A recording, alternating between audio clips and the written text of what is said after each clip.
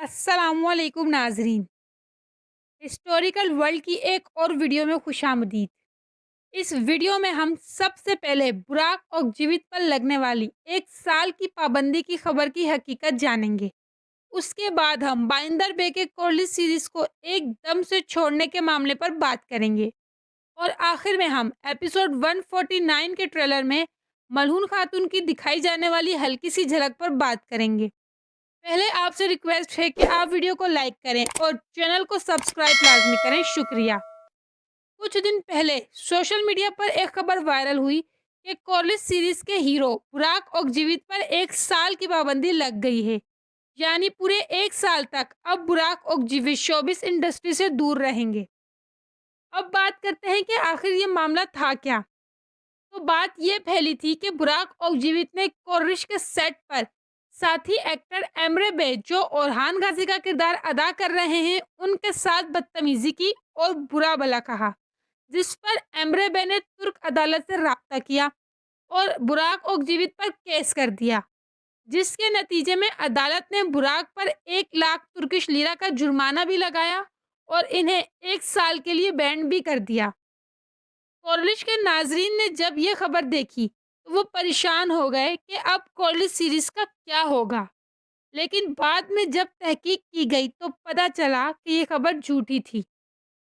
जी हाँ, तुर्किश के तमाम न्यूज़ चैनल्स और खुद तुर्किश कोर्ट ने भी इस खबर को झूठ करार दिया है। ये खबर सिर्फ बुराक और जीवित की फैन फॉलोइंग को कम करने के लिए फैलाई गई थी। मगर ऐसी खबरें अक्सर ही सुनने में आती हैं कि बुराक की सेट पर कॉर्लिश की बाकी कास्ट से या फिर प्रोडक्शन टीम के मेंबर से ताल्लुकात खराब ही रहते हैं। अब बात करते हैं बाइंदर बे ने क्यों अचानक ही कॉर्लिश सीरीज को छोड़ने का फैसला किया। तो सेट से ये खबर आ रही थी कि बाइंदर बे के कुछ सीन्स पर बुराक और जीवित ने एतराज किया था और इसी वजह से दोनों अदाकारों के दरमियान हालात कशीदा हुए और बाइंदर बे ने सीरीज को छोड़ दिया। अब यहाँ ये बात आती है कि कॉर्लिश की बाकी तमाम कास्ट के सीन से बुराक और जीवित का क्या लेना देना, अदाकार जाने और प्रोडक्शन टीम जाने।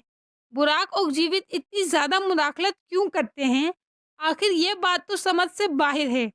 अगर ये मामला ऐसे ही रहा तो फिर कास्ट का खुशगवार माहौल में काम करना मुश्किल हो जाएगा। अब आते हैं मलहून खातून के किरदार की तरफ।